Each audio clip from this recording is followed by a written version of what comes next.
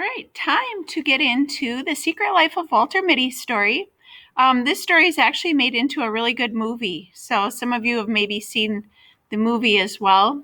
I'm not going to show you the movie trailer, but I just wanted to remind you that there is a good movie about The Secret Life of Walter Mitty. So today I'm going to go over some instruction before the reading and after the reading. So I'm going to look at this slideshow a little bit with you, and I want to go through a little bit about the slides here. So if you look up at the screen, again, you don't need to be working on anything on your computer at this moment, but if you look at the vocabulary, this is just a little warm-up beforehand. So words such as complicated, hard to understand or solve. Delicately means gently. Menacing is threatening, so like clouds can be menacing, really scary looking or threatening of a big storm. Misty means hazy or vague. Objection is expressions of disapproval. Occur, come to mind.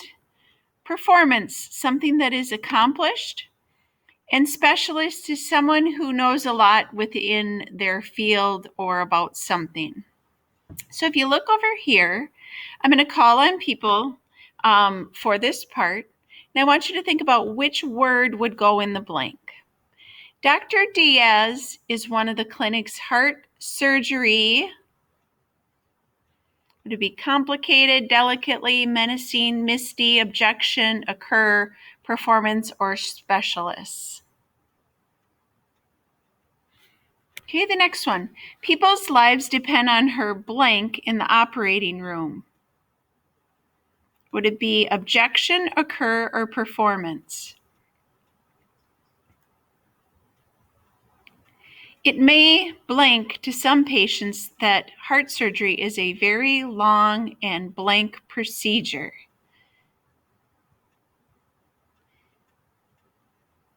It may occur to some patients that heart surgery is a very long and blank procedure. What would it be?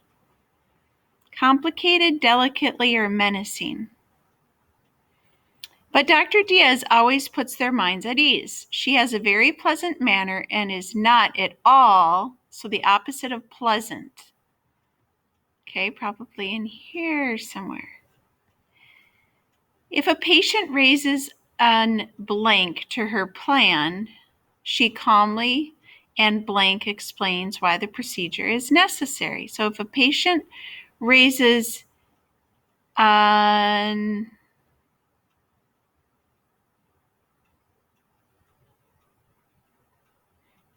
she calmly and what would be kind of nice and calm?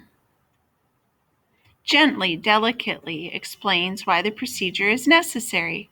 Her explanations are never vague or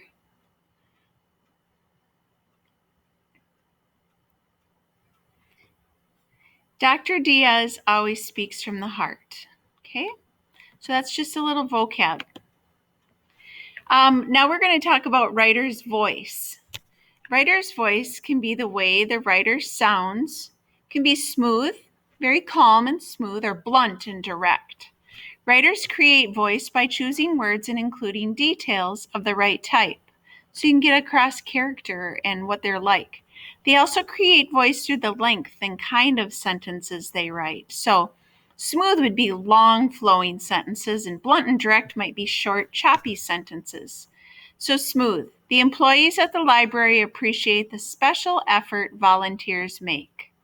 That's just a nice smooth sentence. It's not short and choppy.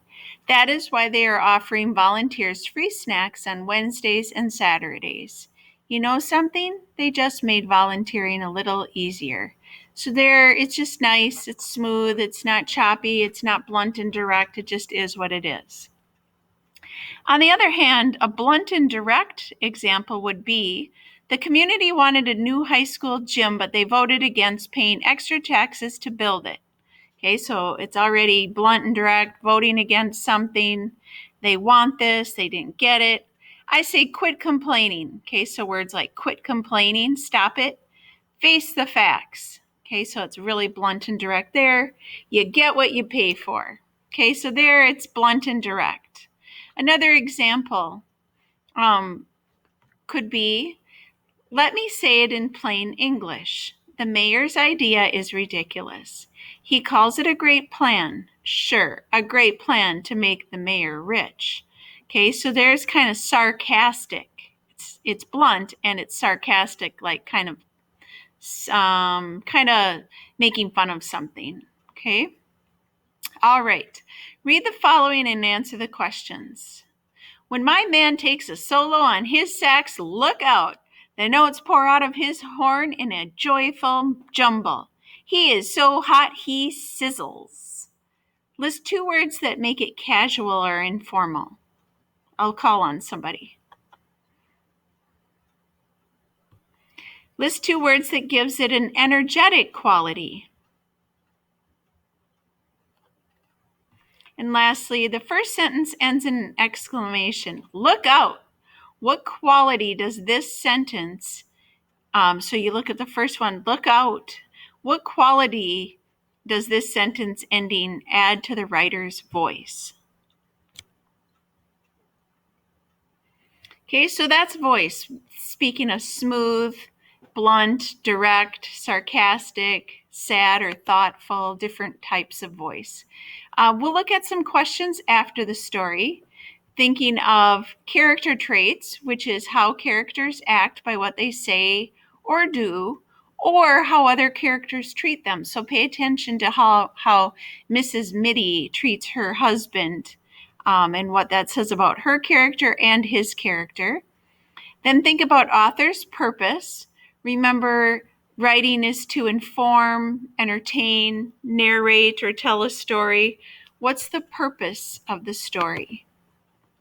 We are looking at complex characters as they change over the course of the text through plot, which is the events in the story from beginning to end, and or how characters develop theme, the message that is about life that can be applied. We'll also look at round, flat, dynamic, and static characters. There are all kinds of different characters. Round, they're very complex, lots of different characters or qualities. They have faults, but they also have virtues. For example, a character might be honest, but foolish, or dishonest, but intelligent. So they have a good thing and a bad thing. That's a round character. They're complex. Flat characters, they just kind of have a single trait. They're kind of plain and kind of boring. They don't really have a lot going on. Dynamics characters, they change in the story. Like they learn a lesson by the end of the story and they make changes. So dynamic characters develop and change throughout the story. And then static characters, they don't really change throughout the story. They just stay who they are. They don't learn a lesson, and that is how they are opposite dynamic. And then round, where they're very complex, lots going on, lots to their character. Flat, they're just one-dimensional, single trait, not much going on. Dynamic, they change and learn something in the story and change throughout. Static, they don't change, they just don't learn a lesson, for example. And then we'll look at some analogies afterwards. That's when you make comparisons of things and work through a few analogies as well. Okay, so I'm going to exit this. And then I'm going to get back to the story here. You should open up the story of The Secret Life of Walter Mitty, and then some of it I'll read to you, and some of it you'll read on your own. So if you look at fiction and nonfiction, and then you have to go to fiction because The Secret Life of Walter Mitty is fake. It's not a nonfiction.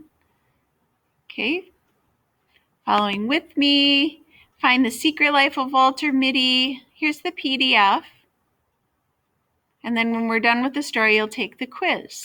Okay, so let's go to the PDF of the story, The Secret Life of Walter Mitty. Okay, so you should have yours come up there on your screen. Again, I'll read some of it to you, and then you'll read some on your own and take the quiz afterwards. Okay, so let's see. Where did my story still loading here? Okay, so we talked about character, round, dynamic, flat, and static characters. Author's purpose is sometimes to reflect, so it's a purpose or reason why somebody writes a story. And again, mine's still loading here.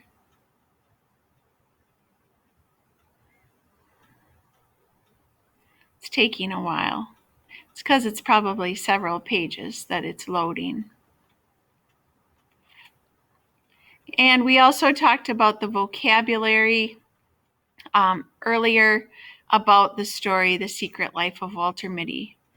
Distraught is troubled or confused. Insolent, boldly, disrespectful. Okay, so rude.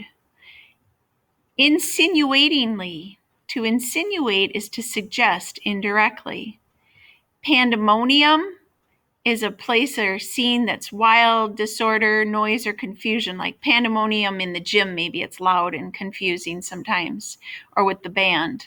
Okay, there should not be pandemonium really in the classroom. That would just not be right.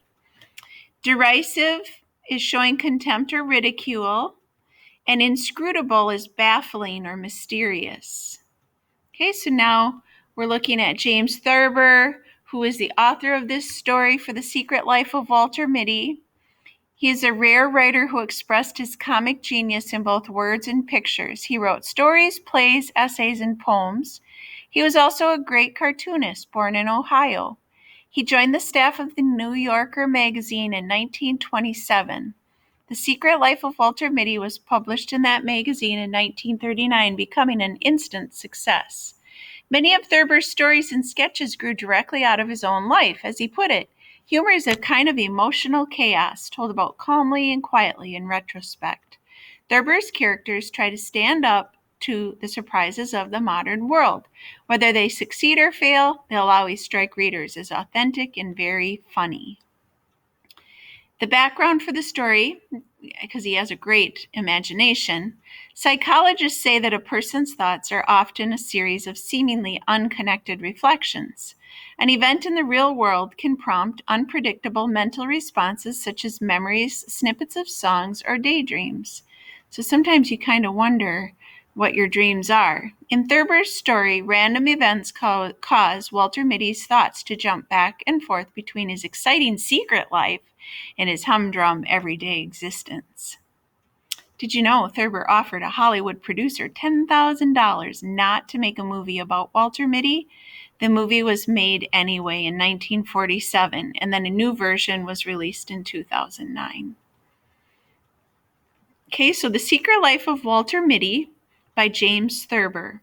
I'm going to read a little to you, then you'll continue reading on your own and complete the quiz to The Secret Life of Walter Mitty after I get done reading to you here. We're going through. The commander's voice was like thin ice breaking. He wore his full dress uniform with that heavily braided white cap pulled down rakishly over one cold gray eye. We can't make it, sir. It's spoiling for a hurricane, if you ask me. I'm not asking you, Lieutenant Berg, said the commander. Throw on the power lights. Rev her up to 8,500. We're going through. The pounding of the cylinders increased. The commander stared at the ice forming on the pilot window. He walked over and twisted a row of complicated dials. Switch on, number 8, auxiliary, he shouted. Switch on, number 8, auxiliary, repeated Lieutenant Berg. Full strength in number 3 turret, shouted the commander. Full strength in number 3 turret. The crew, bending to their various tasks in the huge, hurtling, 8-engined Navy hydroplane, looked at each other and grinned. The old man'll get us through, they said to one another. The old man ain't afraid of hell. Not so fast. You're driving too fast, said Mrs. Mitty. What are you driving so fast for? So we're going from kind of a dream here, or his own imagination, Mitty's, Mr., and then all of a sudden coming to life and Mrs. Mitty's yelling at him, why are you going so fast? Said Walter Mitty. He looked at his wife in the seat beside him with shocked astonishment. She seemed grossly unfamiliar, like a strange woman who had yelled at him in a crowd. You were up to 55, she said. You know, I don't like to go more than 40. You were up to 55. Walter Mitty drove on toward Waterbury in silence, the roaring of the SN 202 through the worst storm in 29 years of Navy fading in the remote, intimate airways of his mind. You're tensed up again, said Mrs. Mitty. It's one of your days. I wish you'd let Dr. Renshaw look you over. Walter Mitty stopped the car in front of the building where his wife went to have her hair done. Remember to get those overshoes while I'm having my hair done, she said. I don't need overshoes, said Mitty.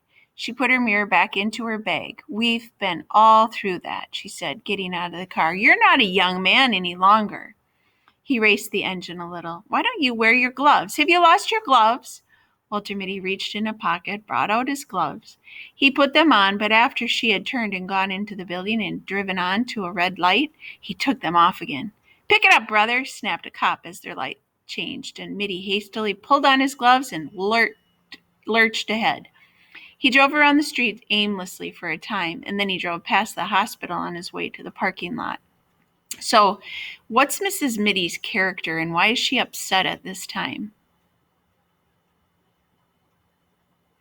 It's the millionaire banker, Wellington McMillan, said the pretty nurse. Yes, said Walter Mitty, removing his gloves slowly. Who is the case? Dr. Renshaw and Dr. Benbow. But there are two specialists here, Dr. Remington from New York and Mr. Pritchard Mitford from London. He flew over. A door opened down a long, cool corridor, and Dr. Renshaw came out. He looked distraught and haggard, so troubled or confused. Hello, Mitty, he said. We're having the devil's own time with McMillan, the millionaire banker and close personal friend of Roosevelt. Obstruosis of the ductal tract. Tertiary. Wish you'd take a look at him. Glad to, said Mitty. In the operating room where there were whispered introductions. Dr. Remington, Dr. Mitty, Mr. Pritchard Mitford, Dr. Mitty. I've read your book on streptothricosis, said Pritchard Mitford, shaking hands. A brilliant performance, sir. Thank you, said Walter Mitty. Didn't know you were in the States, Mitty, grumbled Remington. So he's like in the surgery room right now in his other life. Coles to Newcastle, bringing Mitford and me up here for tertiary. You are very kind, said Mitty. A huge, complicated machine connected to the operating tubes with many tubes and wires began at this moment to go pocketa, pocketa, pocketa. The new anesthetizer is giving way, shouted an intern. There is no one in the East who knows how to fix it. Quiet, man, said Mitty in a low, cool voice. He sprang to the machine, which was now going pocketa, pocketa, creep, pocketa, creep. He began fingering delicately a row of glistening dials. Give me a fountain pen, he snapped. Someone handed him a fountain pen. He pulled a faulty piston out of the machine and inserted the pen in its place. That will hold for 10 minutes, he said. Get on with the operation. A nurse hurried over and whispered to Renshaw, and Mitty saw the man turn pale. Coreopsis has set in, said Renshaw nervously. If you would take over, Mitty.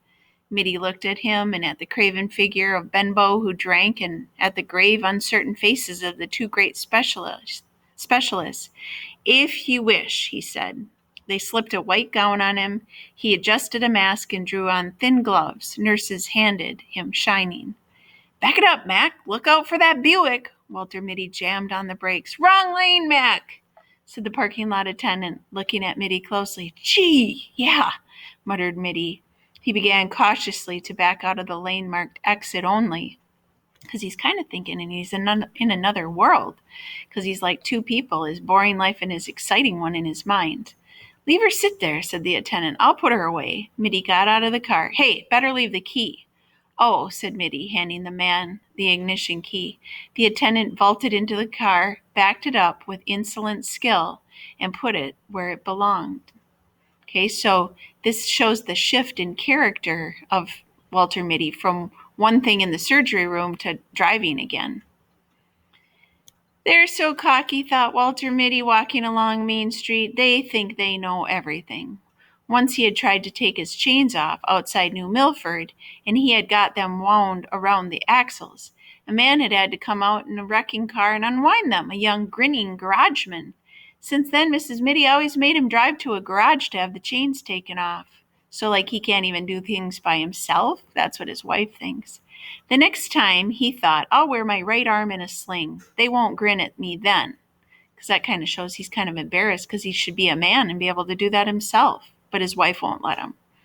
I'll have my right arm in a sling and they'll see I couldn't possibly take the chains off myself.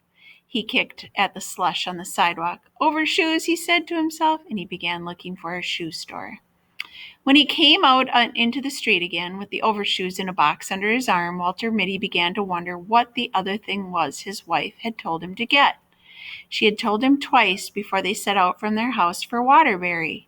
In a way, he hated these weekly trips to town. He was always getting something wrong.